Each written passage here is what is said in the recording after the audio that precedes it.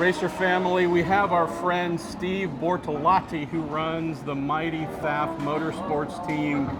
So Steve, 30 years ago, here at Laguna Seca, I don't remember the exact race it was, but as a lifelong Formula One fan, a huge devotee to Ayrton Senna, I remember getting up that Sunday morning, the San Marino Grand Prix at about 4:30, watching that F1 race in our hotel. Huge crash with Senna, got to the track, day went along, and they announced over the PA system here a few hours later that Ayrton Senna had died. That anniversary coming here at the beginning of May.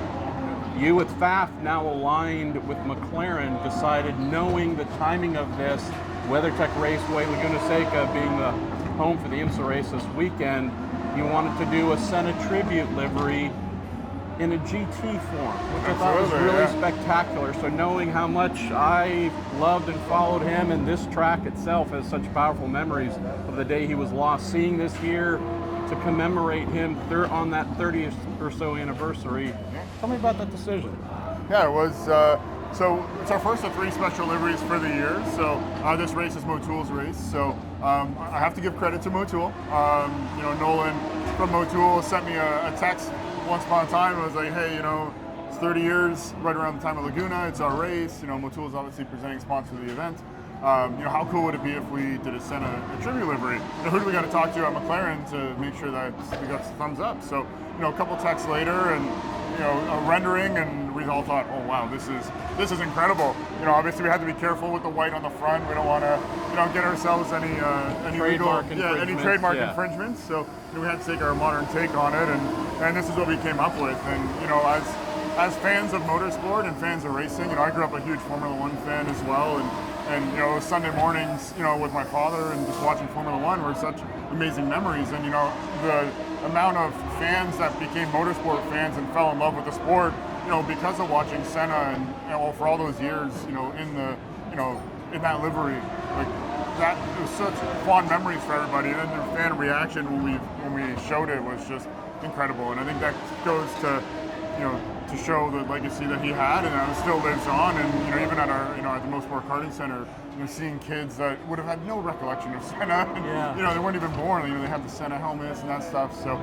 you know, his legacy truly lives on, and you know, it's just one of those ways to honor and show our respect and admiration for everything he accomplished as a driver, and you know, frankly, one of the coolest liveries of all time.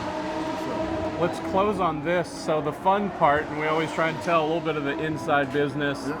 So not only are fans loving this and snapping photos with a great frequency, the entire IMSA GTD paddock with all the other rival manufacturers, their crew members and drivers are coming over getting photos.